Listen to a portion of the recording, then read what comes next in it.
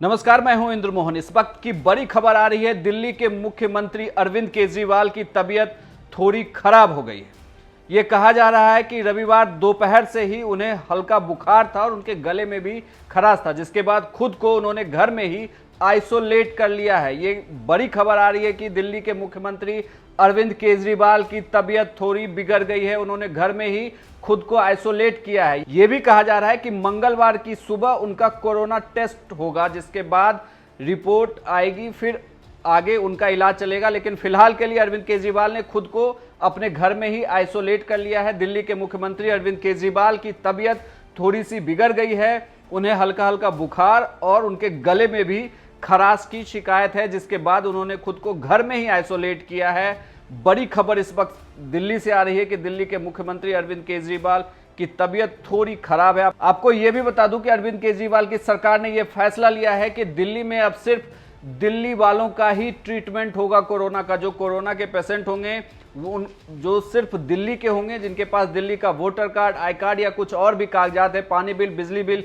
या जिनके पास होगा उन्हीं का कोरोना का इलाज होगा। बाकी लोगों का दिल्ली में इलाज नहीं होगा। अरविंद केजरीवाल की सरकार ने यह बड़ा फैसला रविवार को लिया था कि दिल्ली में सिर्फ दिल्ली वालों का ही इलाज होगा। लेकिन इस वक्त बड़ी खबर ये आ रही है कि अरविंद केजरीवाल खुद बीमार हो गए हैं। रविवार दोपहर से उन्हें हल्का हल्का बुखार है और उनके गले में भी खराश है, जिसके बाद उन्होंने खुद को अपने घर में ही आइसोलेट कर लिया है। और कल सुबह उनका कोरोना का टेस्ट होना है, जिसके बाद पता चलेगा कि क्या वो किसी कोरोना संक्रमण का मामला है या सिंपली वायरल है।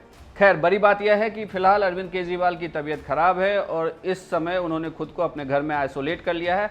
हम आपको सुनाते हैं अरविंद केजरीवाल का वह बयान जिसमें उन्होंने कहा था कि दिल्ली में सिर्फ दिल्ली वालों का ही अब इलाज होगा। जून के अंत तक दिल्ली को लगभग 15,000 बेड्स की जरूरत होगी। ये कहां से आएंगे? तो इसीलिए उनका ये सुझाव है कि दिल्ली के सारे अस्पताल केवल दिल्ली के लोगों के लिए कुछ महीनों के लिए होने चाहिए और दिल्ली के अस्पतालों को पूरे देश के लोगों के लिए फिलहाल नहीं खोलना चाहिए। उन्होंने ये कहा है कि अगर सबके लिए खोल दिया तो 3 दिन के अंदर आज जो 9,000 बेड दिल्ली सरकार ने कोविड के पेशेंट्स के लिए रखे हैं, ये मात्र 3 दिन के अंदर भर जाएंगे।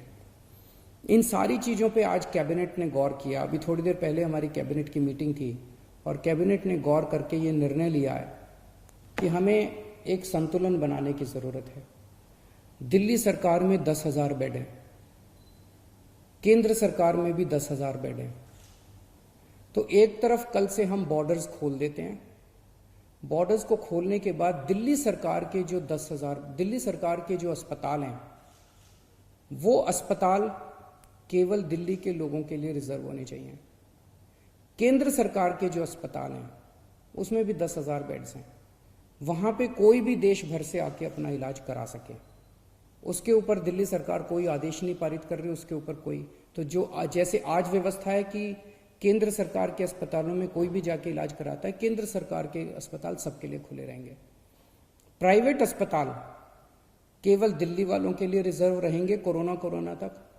लेकिन कुछ प्राइवेट अस्पताल ऐसे हैं जो स्पेशल किस्म की सर्जरी करते हैं, जो सर्जरी बाकी देश भर में अवेलेबल नहीं है और लोगों को अपनी जान बचाने के लिए दिल्ली आना पड़ता है। जैसे ऑन्कोलॉजी सर्जरीज हैं, ट्रांसप्लांटेशन है, न्यूरो सर्जरीज हैं। इस किस्म की कुछ सर्जरीज जो कुछ चंद अस्पताल करते हैं, उन सर्जरीज के लिए देश भर से लोग अगर दिल्ली आके अपनी सर्जरी करवाते हैं, वो पूरे देश के लोगों के लिए खुला रहेगा। तो मुझे लगता है कि ये एक बैलेंस है जिसमें दिल्ली वालों के हितों की भी रक्षा होगी और देश भर से अपने जो नागरिक दिल्ली आके अपना इलाज कराना चाहते हैं, उनके हितों की भी रक्षा होगी।